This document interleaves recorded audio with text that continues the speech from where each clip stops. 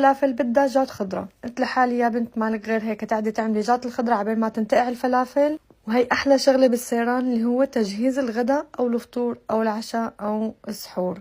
صراحة قد ما أخذت معي غراض، أول شي استحيت قدام الأجانب، بعدين قلت لحالي يخرب بيت قلبهم شو مملين، كل واحد منهم ناطع لي شنطاية على ظهره وماشي، ما في شي يعملوه. نحن ما شاء الله ما شاء الله علينا من وقت بنروح على السيران لوقت بنرجع ما بنفضل نحك راسنا. منيح اللي لحقت تصور هالمناظر الخلابة لأنه ما فضيت تشوفها. صراحة مو لهالدرجة يعني، بس عم قلكن إنه نحن عن جد بننبسط كتير بتحضير هالتجهيزات هي للسيران. هلا بيني وبينكم أبو صالح عصب مشان موضوع الغراض، قال شو ما بده يحمل غراض مع اني حطيتهم بصندوق كبير وتشاقلنا انا وياه فيهم طول الطريق. طبعا وانا كأم سورية كل ما يقول لي شغله بقول له يعني بركي جاعوا، يعني بركي عطشوا، بركي هيك اجى عبالهم فواكه. هلا المهم الاولاد راحوا سبحوا على بين ما جهزت الاغراض والفواكه وهالقصص هي. قلت لحالي بس يجوا بيتسلوا بالفواكه على بين ما اساوي لهم الفلافل. لقينا غزلان بجننوا، منظرهم بياخد العقل.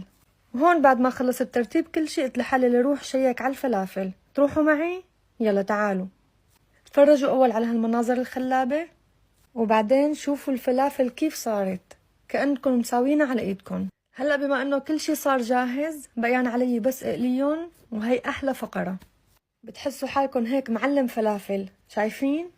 هاي الفلافل صراحة كتير سهلة لأنه مثل ما قلت لكم إنه بس بدها مي وبتنقعوها شوي وبعدين بتصير جاهزة للقلي، حتى مع هذا شو اسمه، شو كان اسمه هذا اللي عم نقلي فيه، قالب الفلافل. وعلى بين ما قليتهم أنا رفيقتي إيناس الله هيك يجبر بخاطرها حضرت بقية الأغراض للفطور وغلت الشاي وزبطت هيك الأمور، وولادنا قاعدين عم يسبحوا يعني ما نادينا لهم لحتى كان كل شي جاهز.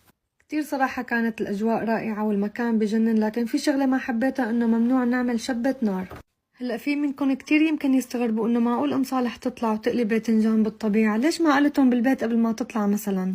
صراحة بحب لكم إنه أنا بعمل هيك لحتى أكسر الروتين، يعني بدل ما آكل فلافل بالبيت بطلع بقليها برا بالطبيعة الخلابة وبناكل وبننبسط، والأجواء صراحة كانت رائعة، بل أكثر من رائعة.